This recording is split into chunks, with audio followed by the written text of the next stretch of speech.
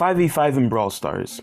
You want it, I want it, pretty much everyone wants it. People make 5v5 maps in the map maker all the time, but it just doesn't scratch that itch for me. I want a mode with a little more depth than just defeat all enemies to win. Yes, I know that's the whole premise of Knockout, but I feel it'd be pretty redundant to have that as a 5v5 mode and 3v3. Because of this, I've been pondering how a legitimate 5v5 mode could work in this game for quite a while now.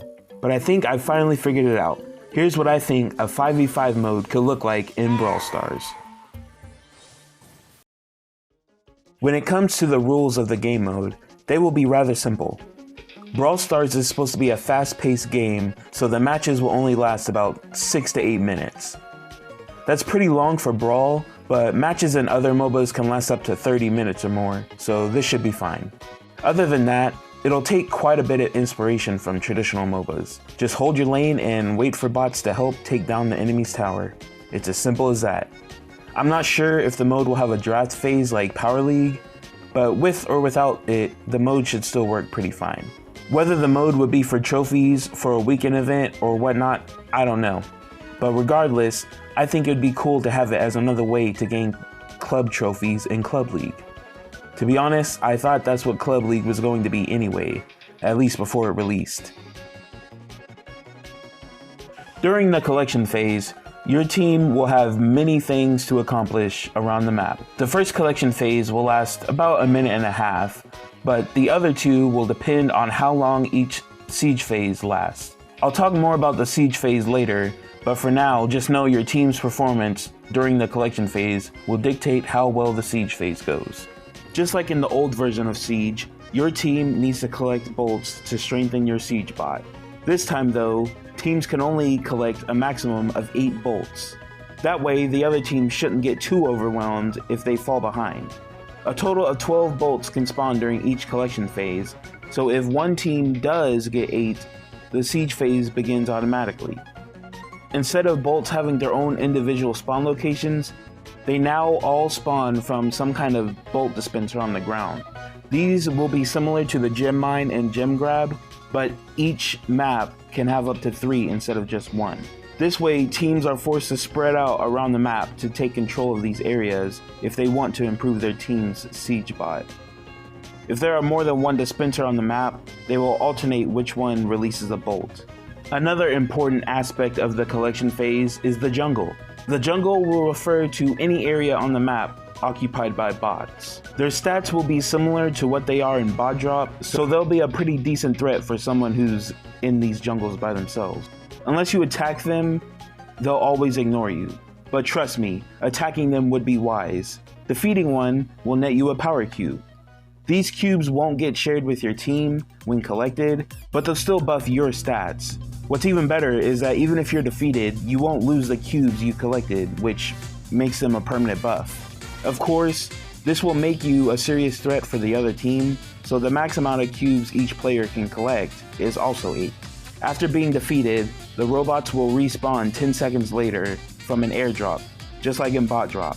A cool strategy I could see happening with this is having someone dedicated to luring bots to the bolt dispensers so your team can slowly get stronger.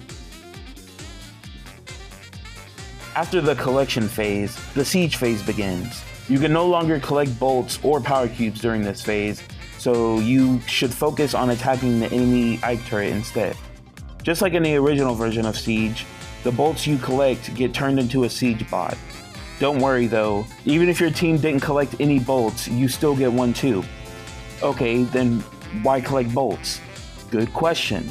Both siege bots spawn with 5000 HP, but each bolt you collect adds an additional 125 damage to its 1000 DPS. That means an 8 bolt bot versus a 0 bolt bot will still have half of its HP left to go take down your tower if you ignore it.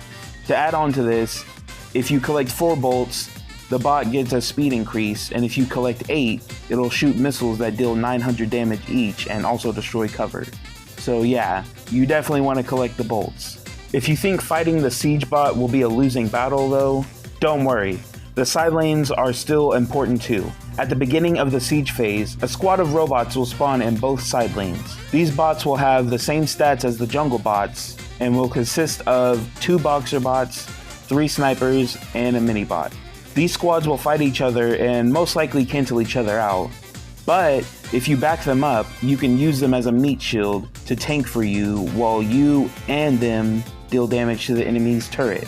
Once both siege bots are destroyed, the siege phase ends and a new collection phase begins.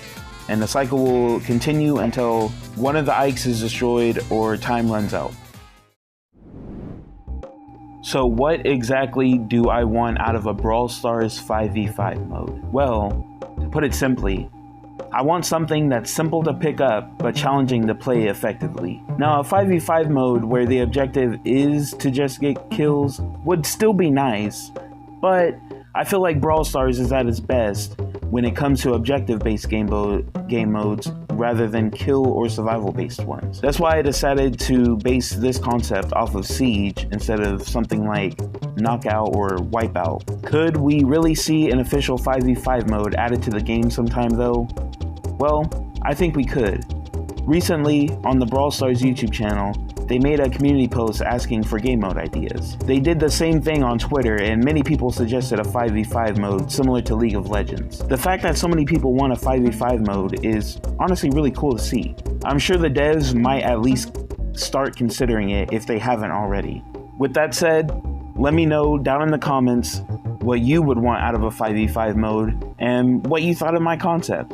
Of course, things like the balancing and the maps aren't the best, but they worked enough to get my point across. I have more concepts for the game, so if you're interested to see more, let me know. That's all for today. I hope you enjoyed the video, and I'll see you next time.